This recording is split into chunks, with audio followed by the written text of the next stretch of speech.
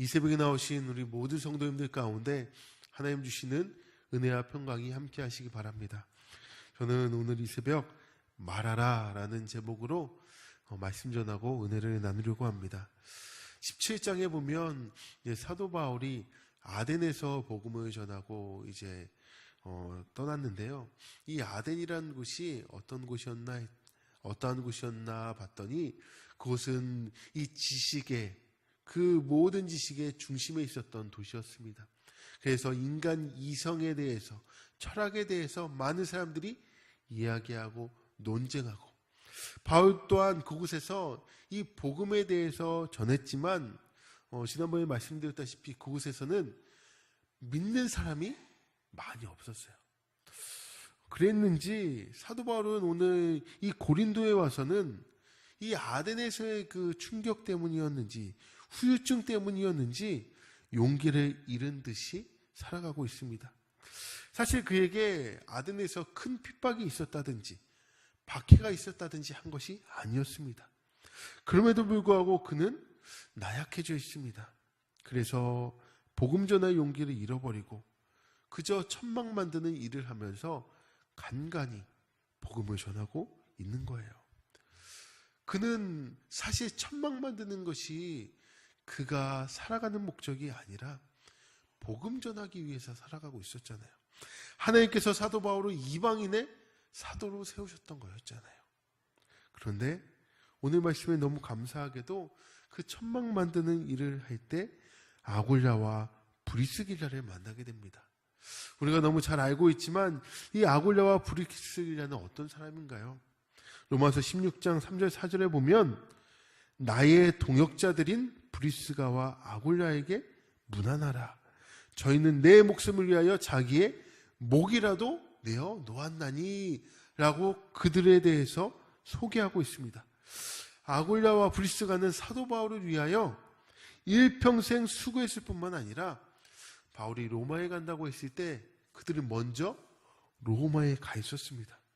사실 그들은 본래 로마 사람입니다.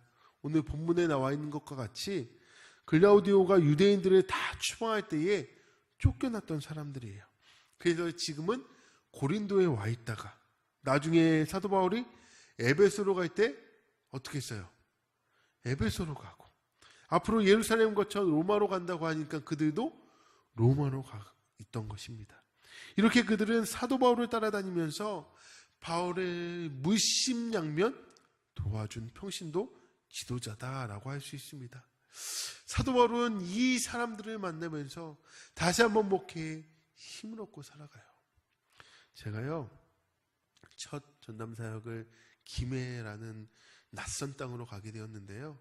그곳에 가족이 있어요, 친척이 있어요, 친구가 있어요, 뭐가 있어요? 아무도 없어요. 또 그때 제가 총각으로 내려갔거든요. 그러니까는 얼마나 그 긴 밤 외롭고 심심하고 복음 전할 것밖에 없다라고 생각할지 모르겠지만 얼마나 인간적으로 외로워요. 근데 그곳에서 만난 아름다운 부부가 있었어요. 누구냐면 제가 어린이 부서 담당할 때 총무 집사님 부부예요.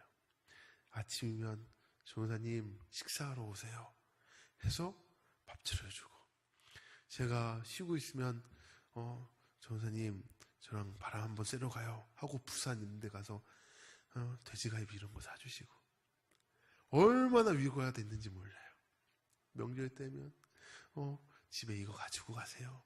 또 그분이 안경점을 운영하셨는데 저희 어머니 안경도 싸게 해주고, 제가 그래서 그곳에 있는 동안 그 집사님 부부의 사랑을 많이 먹고 자랐어요. 사랑을 해주신 분 중에 한 명이에요. 이렇게 목회자는요 사랑해 주시는 평신도 때문에 힘을 얻어요. 힘들 때도 그분들의 격려를 먹고 쑥쑥 자라나요. 그분들이 없었다면 아마 제가 목회사역 잘 못했을 거예요. 하늘교회도 마찬가지예요. 알게 모르게 저를 사랑해 주시고 응원해 주시고 기도해 주시는 많은 성도님들이 계셔서 제가 목회사역을 잘 해낼 수 있는 것 같아요.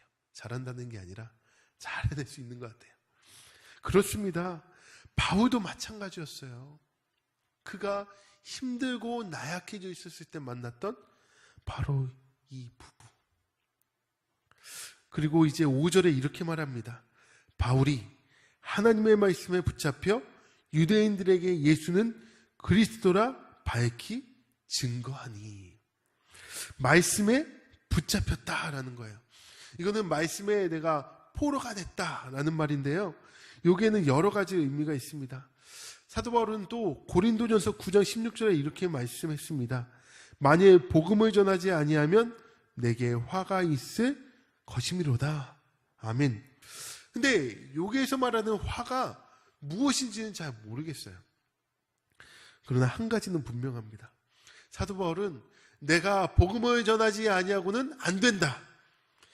나는 살아있는 이유가 바로 이 복음을 전하기 위함이다.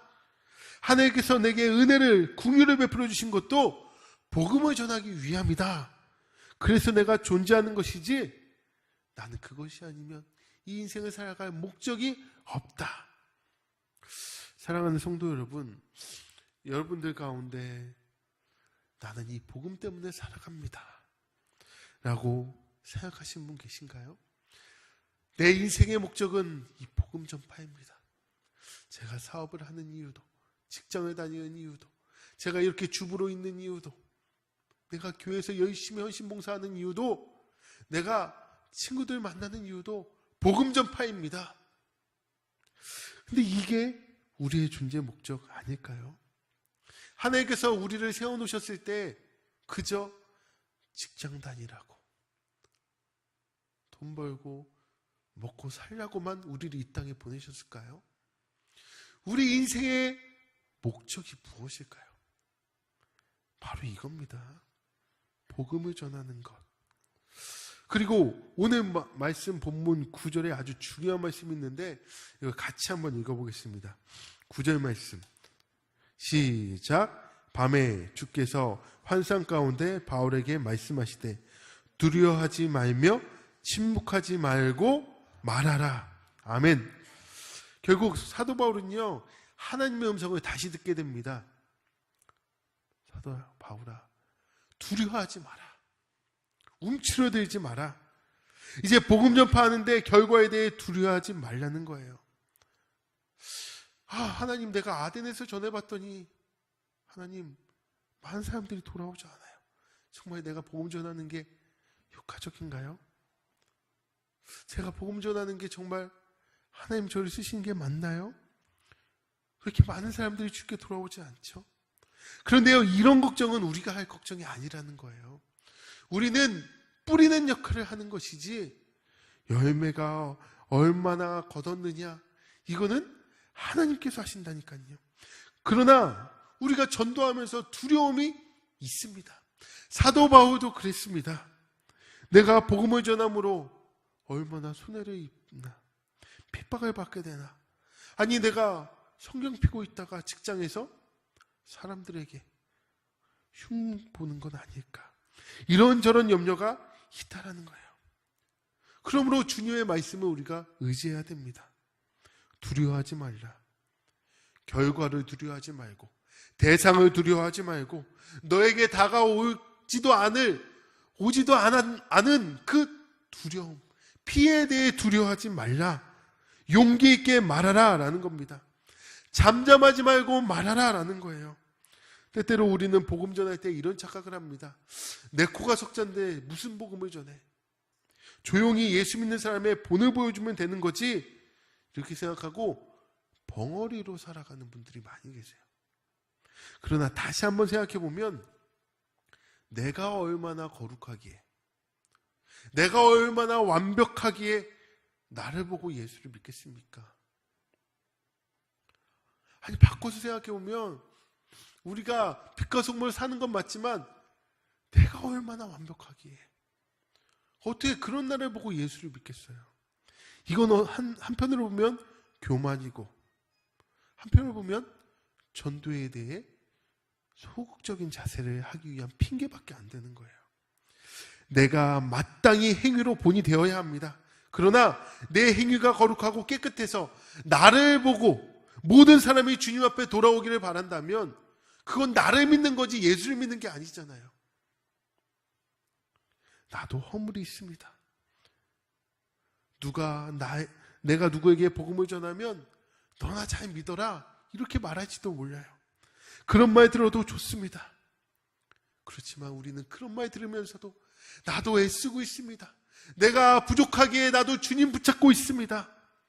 그러나 당신도 예수 믿어야 합니다 라고 말해야 합니다. 전해야 합니다. 내가 거룩해진 다음에 입을 열겠다고 생각한다면 죽을 때까지 입 못 열 사람이 수두룩빽빽해요. 전도 한번 못 해볼 겁니다. 당신처럼 믿을 바에야 안 믿겠어. 당신이나 제대로 믿어. 이런 말을 듣더라도 복음 전해야 되는 거예요. 우리는 벙어리 그리스도인이 되면 안 됩니다. 우리 마음속에 있는 걸 입으로 내보내는 게 신앙이에요. 마음으로 믿어 입으로 어떻게 하는 거예요? 입으로 고백해야죠. 다음에 이렇게 또한 말씀해요. 너를 대적하여 해롭게 할 자가 없을 것이니 이는 이 성중에 내 백성이 많음이라. 굉장히 중요한 말씀입니다. 아직 이 성중에 내 백성이 많다는 거예요. 근데 전할 사람이 없다. 우리가 두려워하고 있는 너를 대적할 사람, 해롭게 할 사람이 없다.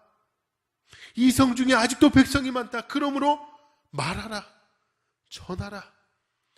이게 하나님께서 사도 바울에게 또한 우리에게 하신 말씀입니다. 사랑하는 성도 여러분, 아직도 복음을 들어야 할 사람이 많습니다. 이 도성에 복음 들어야 할 사람이 많습니다. 문제는 우리가 말하지 않는다는 거예요. 오늘 우리의 삶에서 누구를 만나든 어느 곳에 있든 무슨 일을 하든 우리가 해야 할 일은 무엇입니까? 말하는 것입니다. 예수에 대해 말하는 것입니다. 예수가 그리스도다라고 말하는 것. 바로 하나님께서 오늘 우리에게 말씀하신 것입니다. 이 도성에 내 백성이 많다. 너는 잠잠하지 말고 말하라. 기도하겠습니다. 하나님